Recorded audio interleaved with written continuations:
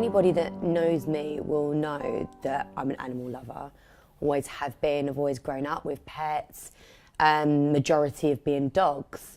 And someone highlighted to me a little while ago the problem that Romania has with their stray dogs. So first of all, I was like, well, okay, a lot of countries do have stray dogs. You know, Spain, when you go to Spain, you're always seeing stray dogs walking around.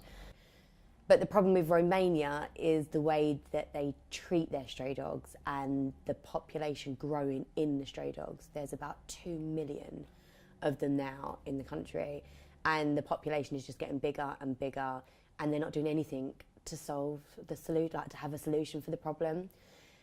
So they showed me some articles online, and it was horrific, the way that they treat them. They inhumanely kill them. There's articles saying that they're set on fire, they choke them to death, they beat them to death, they inject paint thinner into their bloodstreams and basically just starve them. So there's a guy called Marius and his family. I mean, the most selfless people I've come across. They work and they fund their own shelter. They haven't got an actual shelter, so they've turned their house into a shelter, and they literally go and rescue the dogs on the streets. They can't take them all in because there's far too many of them. They take the most, injured ones in, or they take pictures of the stray dogs on the streets, put them up on the net, and if someone's interested to adopt them from the UK, they then take the dogs to their house, make sure they get better, they've been vaccinated, and then obviously ship them over to the UK and put into quarantine, etc., etc. And we're here to see them and the work that they do, and to raise awareness on the situation, and hopefully eventually change this into a foundation, raise some funds so they don't have to have their house as a shelter, they can actually have a shelter, and provide them with the equipment to neuter and spade these animals and try and solve a solution for this problem, rather than it just getting bigger and bigger. So where are we going now? We're just going to go along the streets, yeah? Yeah, we're going to go on our way towards to Drobeta, and we're going to see what comes, It's just spontaneous, so... Cool, see what the roads bring us.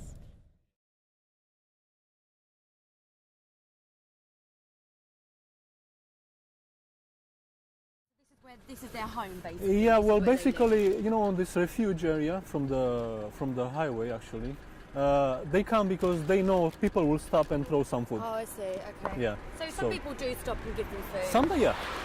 Some give them food. Bless them. So I guess that they're used to that then, people stopping giving them food, and then driving off, that they don't follow the cars or anything. They're used to it. Yes. Well, for example, in our case, when they see our car, they kind of recognize it, so they start running towards. Oh, they recognize and you. it's a bit dangerous because you see the road has two ways, and if they're on the other side of the road, they kind of try to pass. Try and cross over So to you. sometimes they can get hit by cars, so we have to be careful because they get very excited.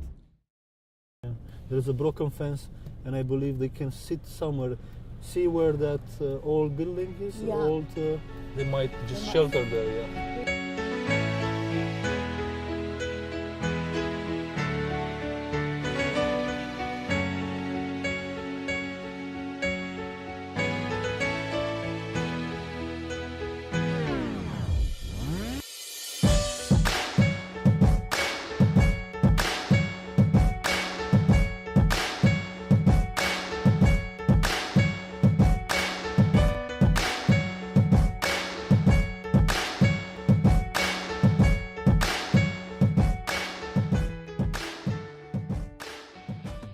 This was actually our car, but this is our car, but we kind of transform it for rescuing the dogs. Right. And, so this is obviously your car, and then to rescue the dogs. Yeah, you took all the back seats out. We removed the back seats and everything, so we can get more space. Trying to fit a cage or two here, but it's very difficult to drive the dogs with a small car because I'm a bit worried about this little one. He doesn't want to move anywhere. You're cold, aren't you, darling? Hey? Are you cold? So this is a common area where the dogs stay, I suppose, because they've got shelter. This is a common area where the tree station, they get put by people, so having in mind that somebody will take them for adoption. I.e. the puppies, people put their puppies here Their for puppies, people to... yeah. I mean, how heartbreaking must that be for them to have to just leave their puppies here? But I guess they don't really care anyway, do they? Yeah. And I suppose these puppies, if nobody takes them, will grow up and they'll just live here as well. Yeah. Yeah. So most of these have probably come from puppies living here. Exactly, and they just keep on This is coming. their home. This is Barry, actually. And those more cats. And this is very nutty, so he's gonna... Little puppy. Very nice puppy. So you started off just taking dogs in from the streets and then started feeding them, or did you start feeding them first before you took them in? Well, we usually pass, and my father, we just go and buy them bread or, sausages, dry food, and we just kind of pass to every point we know the dogs are living, and we just drop there certain amounts of food, and we pass by, and then next days, or when we have the possibility again, we pass again, and we do the same. Yeah. So some of the dogs stay alive for longer periods of time. So how many rooms in the house did you have for the dogs? We use mostly the living room, and actually we had another room, but our grandmother moved there, so we had to bring her from Bucharest, so she's living on the other. But we use mostly the living room, and outside we kind of improvise little things to kind of... So you sacrifice your own living? Yeah, for the and animals. also the house, because... Hence why you need the shelter, so you can have your house back. It is, exactly. We got to a capacity now. We just kept on taking dogs, and You can't we keep taking them. Yeah, So you need people to adopt them, so then you can take them. exactly. So it's very important that always we post the pictures on Twitter and Facebook too, and thinking some people will just step in and adopt.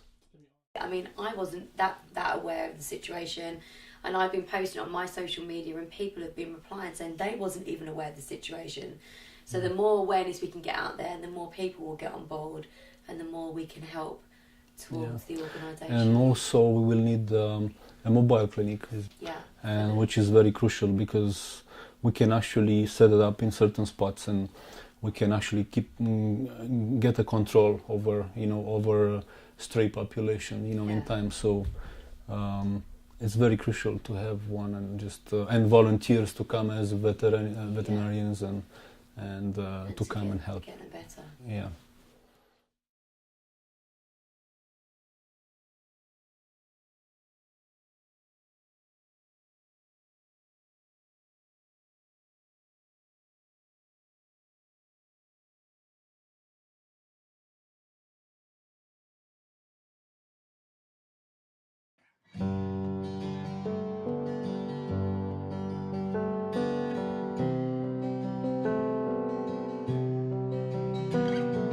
Sad but it's true, some people who couldn't care any less about all the mess they create.